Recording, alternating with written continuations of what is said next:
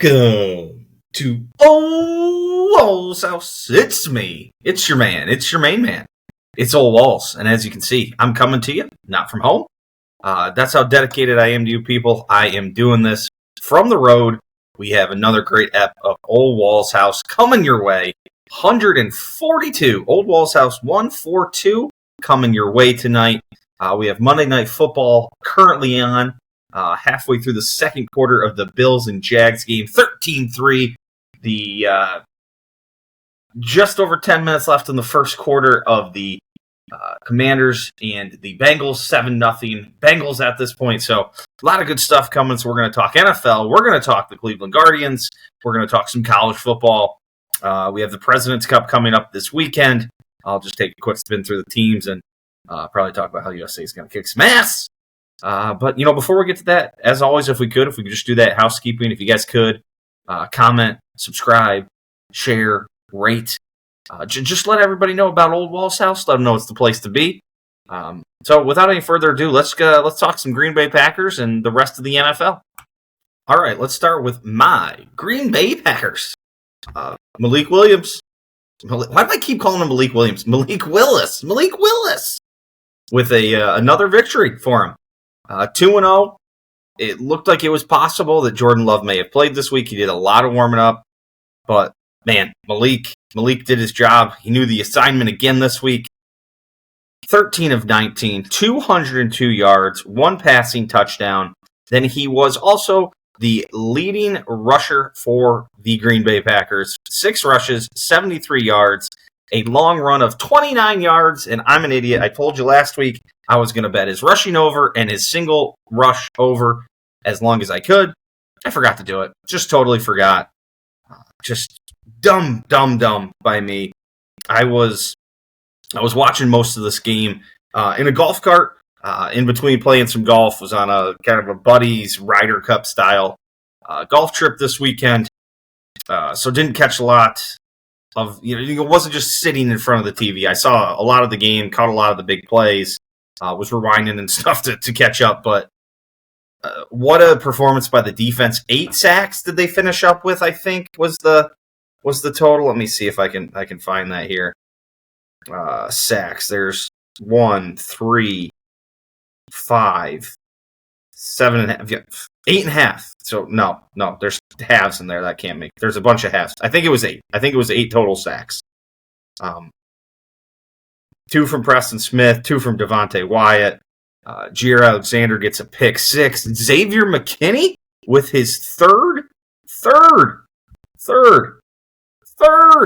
in 3 games interception. So defense stepping up, holds the lowly Titans to just 14 points. Green Bay got out early. It was 17-7 after the first quarter. They tacked on another touchdown, a couple more field goals. There was a little bit of a worry that there was a couple too many drives stalling out, and the Packers ended up missing a field goal at one point early, getting bailed out by a penalty for roughing the long snapper, whatever they call that. Long snapper interference, maybe. And then I'm scoring a touchdown on the little dump off screen pass to Emmanuel Williams. He busts one up there. So, hey man, good win for the Packers. Anytime you can win with your backup and you have a backup playing as good as Malik is, that's just a bonus. That's just a cherry on top. And it's all you can hope for sometimes. And if you can just stay in games, it's all you can hope for. And if you can win them, that's even better. So that's what I'm talking about. Big game next week. The Vikings come to town. There's probably a thought that Jordan Love starts that game. We'll see. I hope they don't rush him. The worst thing that could happen is that he re-injures it and then he's out for much longer in the season. So hopefully everything's all right with him. And if he's going to play, he's going to be healthy when he plays. So all hopes that's all good with him and this team can keep this momentum rolling forward. The defense continues to get takeaways. I think we're up to, is that 7 picks this year now? I think it's 7 picks this year, and it was a total of 7 picks last year. So through 3 games, Jeff Hafley came in and said he wanted to lead the league in takeaways. And I don't know if they are. I can see that. Most takeaways, NFL 2024. I thought that would be. No, okay. That was not just the easy Google search I thought it would be. I apologize about being unprepared. Like I said, long weekend on the golf course and some later nights for your boy. So that was rough on the body. Still recovering. That's why we're doing this all late Monday night and nothing got done Sunday when I got back. Let's just spin around the rest of the NFL here. Again, I didn't see a lot of these games. I saw, bits and pieces. I was flipping back and forth between Red Zone and the Cart.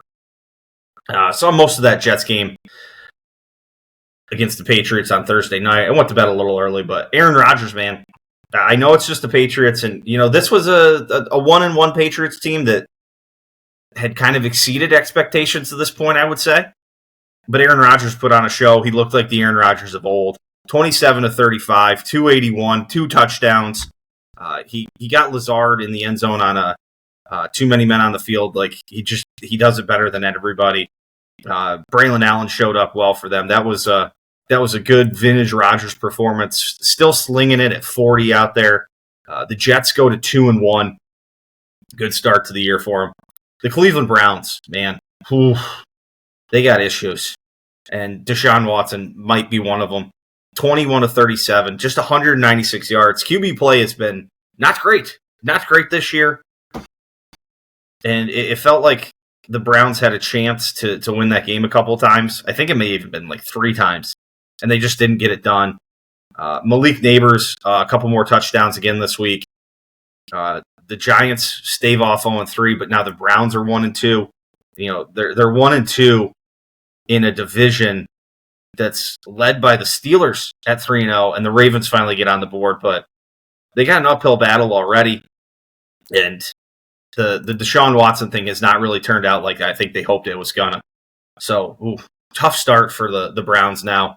The Eagles get a hard-fought win over the Saints. I saw almost none of that game. In one of the more shocking games, another dog, home dog this time, the Vikings absolutely lay it on the Texans. 2-0 teams there. C.J. Stroud didn't perform his best. Couple interceptions. Sam Darnold gets the win, throwing for under 200 yards. Obviously, they were ahead for a lot of this game. Got out early, 14-0. It was never really close. And then they put it away in the fourth quarter. Aaron Jones runs for 100 yards. Justin Jefferson catches a touchdown. Like I said, the Titans were up 21-0. Then the closest it ever was the 21-7 late in the third quarter, and they just tacked on a couple field goals and touchdown in the fourth quarter. Just put this thing just completely out of reach. So the Vikings, the 3-0 Vikings, will be coming to Green Bay next week. That's going to be a very important matchup for both teams. Just really incredible for the Vikings to start the way they have. Sam Darnold, who is a younger player than Joe Burrow. Yes, Sam Darnold is younger than Joe Burrow. That needs to be remembered. It's kind of crazy. Sam Darnold, 27 years old, turned 27 on June 5th. June 5th, Sam Darnold turned 27. Joe Burrow, who I believe is 27, will turn 28 in December. So Joe Burrow will be turning 28 here shortly. So Sam Darnold, younger than Joe Burrow. Not something I had really thought of. But when it's said, you kind of remember Joe Burrow was an older guy when he came in the league. Sam Darnold, not as old, obviously. Age. It's a weird thing, huh? Another kind of, I don't know if shocking is the right one, but a little bit of a surprise. The Bo Nix-led Denver Broncos go into Tampa Bay. West Coast team coming east for the early game. A 2-0 Tampa Bay team that's looked good. But Baker Mayfield has looked good. And Bo Nix, who has not looked good, they roll into Tampa Bay and take him out. Again, a game I didn't see much of, but what a good win for the Denver Broncos. They stave off 0-3. The Dolphins get crushed by the Seahawks. The Dolphins without Tua just looking a little lost out there. Steelers get a big win over the Chargers. Justin Herbert did leave the game with an injury. I don't know if I've seen anything more on his injury status yet today. Injury update, X-rays negative, will be monitored throughout the week. Let's see if they say anything. Re-aggravated a high ankle sprain in week 2 during the re-aggravated high ankle sprain that he suffered in week 2. Okay, there we go. So yeah, tough loss for the Chargers. The Chargers now, that was another 2-0 matchup. So 2-1. Steelers, a surprising team to 3-0 early in the season. Justin Fields getting it done for him. Getting it done. The Rams take out the 49ers. The 49ers, 1-2. 1-2. Hard to say that'd be Brock Purdy's fault. 22 of 30, 3 touchdowns for 292. One of the better quarterback performances of the weekend for sure. But Matt Stafford and the Rams get it done. Kyron Williams, a couple of touchdowns. Tutu Atwell, a nice game. 4 receptions for 93 yards. The Rams hold off the 49ers. How about it? Lions get a bounce back win over the Cardinals. Didn't see a whole lot of that game. Ravens. Oh, sorry. Screwed up on here. We got another early game. Here's the early game to consider. Andy Dalton and the Carolina Panthers. Little Red Rider BB Gun went into Las Vegas and just dominated them. 36-22. That game was not as close as that sounds. The Raiders scored 2 touchdowns in the fourth quarter to make it feel closer than it ever was. Carolina was up 33-7 at the very start of the fourth quarter. Gosh, I cannot speak today, people. Cannot speak. Chiefs get a win. I guess there was a little bit of controversy again on a no call coming down the stretch there, but the Chiefs get a win over the Falcons in Atlanta. So, yeah. Finally. Bears Colts. Guess what? Caleb Williams still stinks. I know he threw for 363, but he still threw for two interceptions. I don't care. He stinks. The Bears stink. That's all I got to say about that. So, yeah, that's about all I got with the NFL. Like I said, I'm sorry. I didn't see a whole lot of it. Was on a little golf trip. So we still have, oh my goodness. Every time I look over here, the score gets bigger for the Bills. The Bills are up 20-3. The Jags. Just 3 points here as we're ticking down towards the 2-minute warning here in the first half. Looks like the Bills have the ball again. If I make it to the end of these games, I don't know if I will, and I don't know what my upload times are going to look like for doing this on the road. But if we get to the end of these games and I'm not passed out, I will throw something in. I don't count on hearing more of that later. Oh, the Bills are going to score another touchdown. It's going to be 26-3 here now with the extra point upcoming.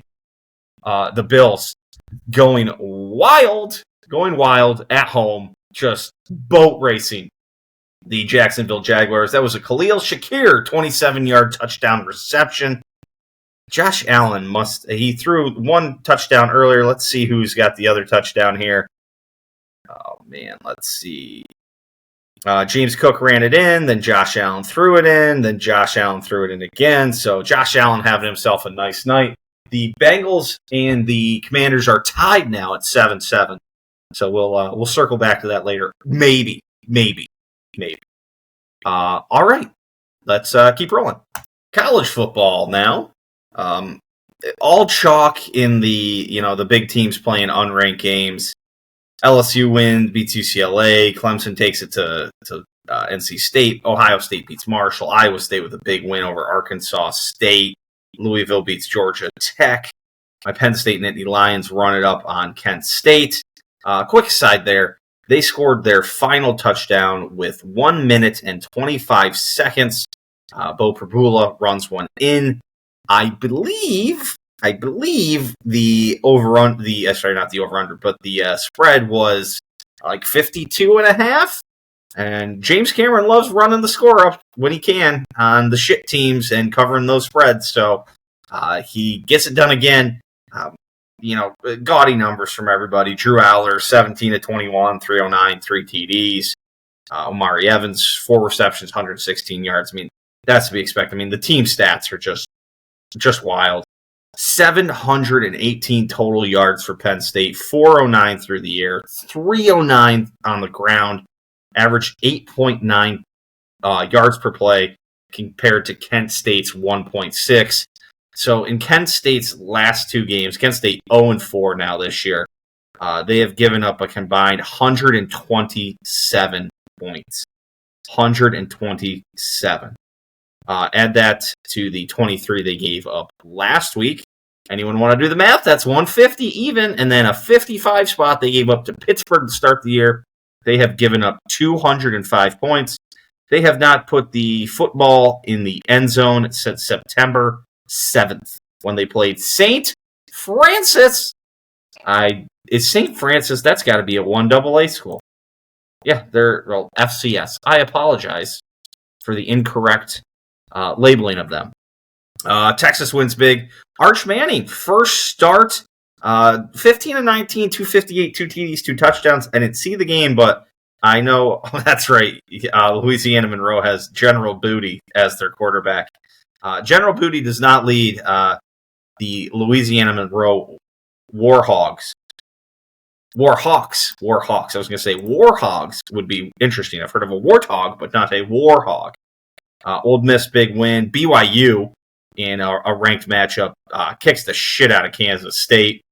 Friday night, we had Illinois go into Nebraska and beat the undefeated Cornhuskers. That was an unbeaten Big Ten matchup. And the Illini score a touchdown with about 10 minutes in the fourth quarter to tie it, and then they get to win in overtime with a touchdown. Illinois now 4-0, up to 19 in the top 25. They head to Happy Valley next week. We'll talk about that in a second. Michigan holds off USC, improves to 3-1. The perfect season is over for the USC Trojans in their third game of the year. Michigan's quarterback, this is an amazing stat line here, folks. Amazing stat line. 7 of 12, 300. I saw 32 yards. 32 yards. They had 32 total passing yards, but 290 on the ground. They picked up all 3 fourth downs they went for. Wowza. So USC holds off Michigan. I don't know if I saw that game at all. Tennessee-Oklahoma game I did see portions of. Tennessee looks pretty good. I just saw a notification come over. If I can find it back on my phone. I think Oklahoma is... Yes, Jackson Arnold has been benched. They will start freshman Michael Hawkins at QB when they play Auburn. So, good win by Tennessee there. I thought Tennessee jumped up in the AP higher than 5. I don't know. Maybe not. Who knows? Any other good games there? No, I don't think so. This week, though, we got a fun slate. We got some good games here, guys. We got some good college football games. I know I told you a couple weeks ago. Colorado won in overtime. They got just an amazing pass to tie it. Just the defender just fell over. Divine intervention. Kansas State coming off the loss. They're going to play Oklahoma State. That's at high noon for those of you on the East Coast. Minnesota coming to Michigan. Wisconsin going out to USC. See if Wisconsin can bounce back against the Trojans. I hate when that happens. Louisville and Notre Dame. And we got the games kind of spread pretty nicely here. So number 15, Louisville heads into Notre Dame to play number 16, Notre Dame. That's the 3:30 slot. And then at 6:30, we have Penn State and Illinois. But the big one, number 2, Georgia. Number 4, Alabama in Tuscaloosa. I believe game day is going to be there. Donald J. Trump, I believe, is going to be in attendance as well. So that's an early candidate for possible game of the year. One of the best, ranking-wise matchups I think we are going to get this year, unless the Tennessee and Texas or someone like that play. Let me see if I can just scroll down the schedule here a little further. Texas and Oklahoma. Penn State, USC, if USC can bounce back and Penn State can keep winning. Oh, Georgia and Texas are slated to play too. So, wow. Georgia at Texas. Georgia has to go to Alabama, to Texas. Alabama plays Tennessee. I mean, I guess if all just the top 10 is just Big Ten and SEC schools, you're going to get some good matchups throughout the year. So that's kind of sweet. I mean, if you just keep stacking Alabama, Missouri later in the year, that's 11-4 at this point. Penn State, Ohio State, 9-3. So, yeah, there's just, I mean, if you just stack every good team in two leagues, I mean, what do you expect? Over to Penn State. This is, I can't decide what game this is for Penn State. What game I think it is it's our get our hopes up game. It could. I'm between two things. It's either our get our hopes up game or the all out collapse game. I don't know which one it is yet. I have a feeling where I'm at. Excuse me. So I think it's our get our hopes up game. 19 ranked Illinois. I think the spread's still like 17.5, but it's a ranked opponent. It's a night game. We're going to get all excited. It's going to be is it a whiteout or a stripe out? Penn State game themes. Let's see. Illinois. This is probably like a stripe out. Where are we at? Homecoming. Oh, so nothing. Because the stripe out is UCLA. The helmet stripe is Ohio State, and then the whiteout is Washington. Which is going to end up being like a day game. So dumb.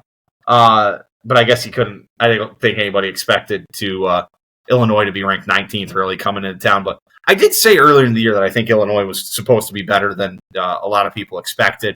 But here, I think this is the Penn State get your hopes up game. Like I said, number 19th ranked Illinois. Penn State's still a heavy favorite.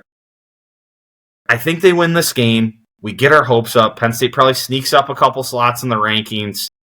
They won't fall behind either the loser of, Alabama or Georgia. Let's see, any other top 10. I mean, Ole Miss plays, they could move up. Miami plays. They could sneak past either of those teams with a loss from them, but Oregon goes to UCLA, but I think UCLA is pretty terrible. So Penn State beats Illinois. We start feeling that momentum. Then you get UCLA the next week. Things are going. And here's the letdown stretch. Right here it is. Penn State then has to go to USC. They'll fucking drop that one. It never goes good when Penn State has to play USC, especially when they have to go to the West Coast. Then they're off. Then they head to Wisconsin. And then they come home to Ohio State. They could drop all three of those after we get our hopes up and think, oh, something's good fucking happen. Fucking 6-0. Here we go. Or what are they? No, they're just 3-0 right now, right? Whatever. You get the idea. I just feel it coming. I can just fucking feel it coming. There's disappointment out there somewhere. I don't know where, and I don't know when, but it's out there. So, who knows? Okay. The Bears still suck. Not college football, but it's football, so the Bears still suck. Oh. The Buffalo Bills trying to sneak another score. Ooh, Washington leads the Cincinnati Bengals. 13-7 now over in that game. Josh Allen here. We'll give you a little live stuff. 32 seconds on the clock. Snaps to Josh Allen. He drops back. He looks left. He dumps it off. Looks like Dalton Kincaid. More catches for Dalton Kincaid for me, please. Let's keep it rolling. He stayed in bounds. Unless there was a timeout here. I'm not going to keep going. All right, there was a timeout, so let's keep rolling. Cleveland Guardians are the AL Central winners. I believe the 5th time since 2016. I think this team also has the 4th most wins in the majors since then. Like the Dodgers and somebody else. I can't remember. But yeah, Cleveland. Take 3 of 4 from the Twins earlier in the week. Stumble a little bit against the Cards. They get off to a nice start for their 3rd win in a row this week when they beat the Cards 5-1. But drop a couple of one-run games coming down the stretch. It happens, but at this point, I think outside of if they get swept by the Astros, let me see if I can pull up the standings here. I think outside of getting swept by the Astros, and even then, I think the Astros would have to win every game for the rest of the year. how many games left do the Astros have? The Astros have 6 games left. If the Astros win every game of the year and Cleveland loses every game, the Astros take the second place slot in the AL. Can the Orioles? I don't think that matters. I think you have to be a division winner to get that second seed. Not sure though. But just one more win. It seems like 1 or 2 more wins from Cleveland. I think 2 wins pretty much locks it up. 2 of the next 5, and they have locked up that second seed. They would need to win 3 or 4 of their games, and the Yankees lose a bunch coming home to pass the Yankees for the number 1 seed and home field all the way through the AL. But hey, this was a Cleveland team at the start of the year that I believe Ethan told us maybe they make the playoffs. So we'll hopefully, we'll get that second seed. We'll get a bye, get the arms rested. Hopefully it doesn't affect us negatively by having to do that. And, we can put this thing together and get a run going in October, get past those Yankees if we have to face them later in the playoffs and get to the World Series. But there were some fun games this week. Kyle Manzardo hit a go-ahead home run on Monday night against the Twins as Cleveland went on to win 4-3. That was the game-winning run, essentially, in the 8th inning. So then he bounces back on Wednesday, comes in and after Cleveland had dropped the second game in the series, gets a pinch hit RBI single in the bottom 10th to make it a 1-run game after Cleveland had given up 2 runs in the top of the 10th. Brennan comes in, down 0-2 in the count, rips a single that ties it, and Rocchio comes in and singles to win it. And then another come from behind win the next night. Oh gosh, I lost my place here. It just bumped me back out. Then another come from behind win the next night as Josh Naylor hits 2 home runs. And they have their 41st come from behind win. And then Manzardo on Thursday homers again, stays hot. So at least there seems like a little bit of good mojo with these guys. So 5 games left, a couple games with the Reds starting Tuesday night. So by the time this pod comes out, it'll be game day again for Cleveland. So 2 games against the Reds, then that 3-game series at home against the Astros. Like I said, I think if you take 2, the second slot in the AL is all Cleveland. So we're on the home stretch here. Cannot wait for a little October baseball in Cleveland. We're not too far away from it as I record this. It's 9/23, September 23rd, 8:06 p.m. on September 23rd, in case you were wondering. But yeah, we'll have. Hopefully, we got some good October baseball coming from Cleveland here soon, and I'm excited, man. I'm excited. It's been a fun year. I've missed a couple more games lately here. Just been doing a lot of shit lately. But hey, we're closing in on the playoffs, and it should be a fun ride. Gonna be a fun ride. Get your 84 jerseys out. Okay, let's keep moving. For some passing thoughts. I just want to start with this. I'm an old man. I am tired. It's Monday now as I'm doing this.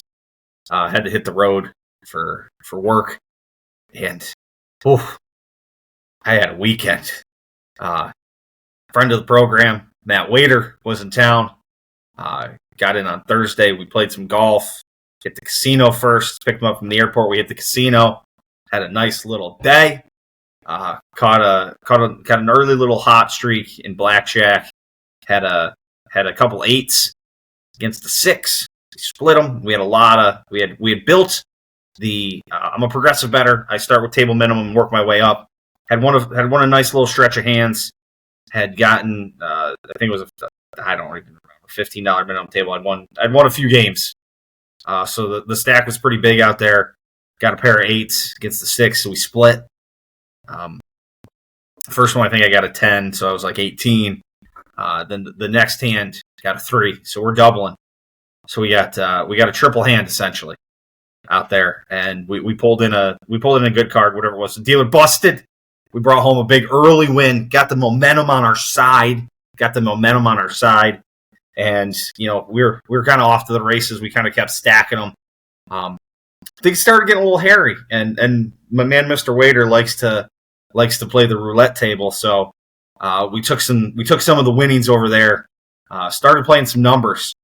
I hit one of my numbers. Had a little 5-spot down there on those numbers. So those of you familiar with roulette know what that pays out. It was a nice day. It was a nice day for Ole Walls at the casino. Brand new casino that was opened not too far from me. Dealers, they need a little work, but the good intentions, but you can tell they were new. Probably trying to entice me to come back. It was probably on purpose. They probably saw, you sign up for the player's card, so they know where you live. They're like, hey, we're going to get this guy. He doesn't live too far away. We'll make him think this happens all the time. Ole Walls is on to you. I'm not, because I'm an idiot, and I'll fucking be back there, and I'll donate it back and then some, probably. But it was a nice start to the weekend. But, boy, we played golf and, had some beers, and then we got to this buddies Ryder Cup thing, and there was a late night, Friday night, and then we had an 8 a.m. tee time and played 36 holes. Man, and these courses were tight courses. I mean, there was no bailouts anyway. We talk about donating that I'm going to do to that casino. I was donating golf balls to the woods. My balls are scattered around that property. These were 3 of the tighter courses I have ever been at. The second one wasn't. The second one had the worst greens I've ever played in my life. Absolutely horrendous. First course didn't have the greatest greens either. It was the Eagle Ridge Resort in Galena, Illinois. The north and south. South course first, north course second. South course was fine. The greens were a little slow. The north course had the single worst greens I've ever played on. It looked like they punched them like a month ago, and then just were like, fuck it. Tossed some sand down on it, and then didn't do anything. Didn't water them. Haven't mowed them in weeks. Like, it looks like they haven't mowed those greens in at least 2 weeks. They were the worst single greens I have ever played. I played my home course the day after, like 2 days after they punched the greens this year. They were a million times better.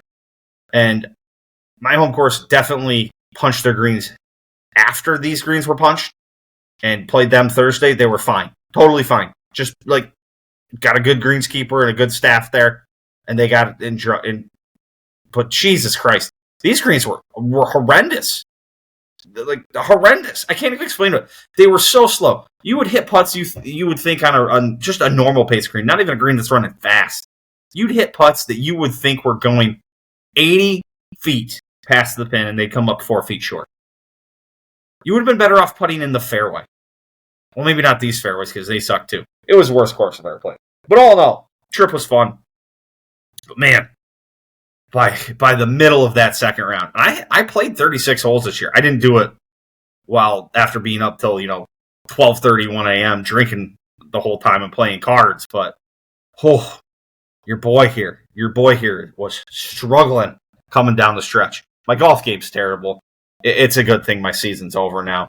We got a little surgery to undertake, and then we'll be going. That said, there is a knee surgery in my near future here.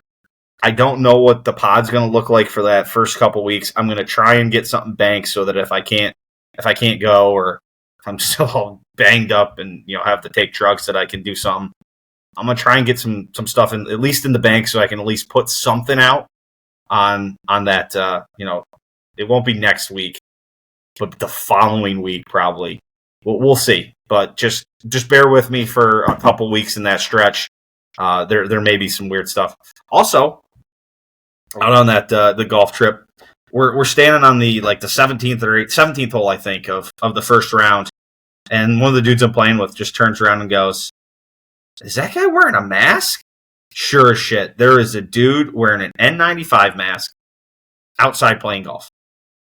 Not in the clubhouse, not at the bar. Outside playing golf, wearing an N95 mask. Unbelievable. The things you see. I don't know if I've ever told you guys this, but my dog is petrified of door stoppers. Like the things you put down on the door, so if the door bangs into it, it stops. Petrified of them. Like, I had to put a new one on in one of my bathrooms, and just you hold it at him, he's turns, just loses his mind. Finally, like, got him to just pick it up off the floor, but just incredible. Just loses his ever-loving mind. I forgot to do this in baseball. Shohei Ohtani had an unreal game. I think we talked about this last week. We did, because that was Friday. No, we did not talk about this last week. He just had one of the most unreal games ever this past week. He went 6 for 6, 3 home runs, 2 doubles, 1 single, 10 RBIs, 4 runs scored, and 2 stolen bases. He's now the first player in MLB history to reach 50-50. And he's now at 51-51 homers and stolen bases. Incredible. Put that in context. That would mean Shohei Ohtani is having the 11th best offensive season of Barry Bonds' career. 11th! Unbelievable. That's how fucking good Barry Bonds was. I don't care. Everyone was fucking doing steroids. I do not care. I saw that Tesla has what they call the Smart Summon, where the Tesla car will drive itself through the parking lot to come find you. What the fuck? The robots are going to take over, boys and girls. The robots are going to take over. I'm telling you, it's going to happen. The robots are going to take over. I just saw this thing that I took a picture. Michigan had 32 passing yards. And they went 89 yards on the final drive with 1 completion. Michigan, 32 passing yards. Golf. A couple of golf things. Billy Horschel won, the BMW over on the DP World Tour, the European Tour. He finishes birdie on 17-18, then goes birdie eagle in the playoff to take down Rory McIlroy. Holy! What was his final round that he shot there? Let me get this pulled up here. I don't care about whatever weird. No, I don't want to see your story. Okay. DP World. Can I see a DP World leaderboard? Oh, I have to go to a different app. Great. Okay. Screw you and your cookies. Yeah, he finished at 20 under. Okay, now I got to click on another link. All right, here we go. Maybe. Perhaps. Nope, just absolutely not. It will not let me. Round 4. Okay, just, God. He was 3 back of Matteo Manassero, who started the day at 18 under. Billy Horschel and Rory were at 15 under. Where did Matteo Manassero finish at? 4th. He came back 1. Philadelphia Phillies secure the NL East crown. Beat the Cubs to win division title. First since 2011? Oh, they've been to the World Series a couple times lately, haven't they? Or at least a couple years ago they were in the World Series and then made a decent playoff push last year. Yeah, I think that's about it. Let's go wrap this thing up. Closing time, everybody. Just want to say thank you to everybody. I appreciate you guys so much. Thank you for the watches, the listens. I appreciate all the support. So thank you. Thank you as always to producer Kevin for getting us started here with the video. We'll be back next week. Next week should be pretty normal. Again, it might get a little weird after that for a couple weeks. I'm going to work and do my best to see if I can get something out for you each week as scheduled. But again, I'm going to apologize in advance if something goes weird. I'll try and get some stuff, banked up. So if I have to dump some stuff out there, but hey, maybe if I'm laid up and I can't do anything, there might be more than one podcast a week. Who knows? I don't know what's going to happen. That's the key. Is I have no clue what's going on and how this is all going to go down. So yeah. So again, thank you guys. Next week back as normal. We're creeping up on playoff baseball. Regular season is ending on Sunday as we come up on it. So more football, college football, good games coming this weekend. So some good stuff to talk about there. And the NFL sick as always. Oh my! We'll see if I have talked about this at this point, but the Commanders are up 21-10 on the Bengals. The Bengals staring 0-3 in the face. All right. Till next time. Peace.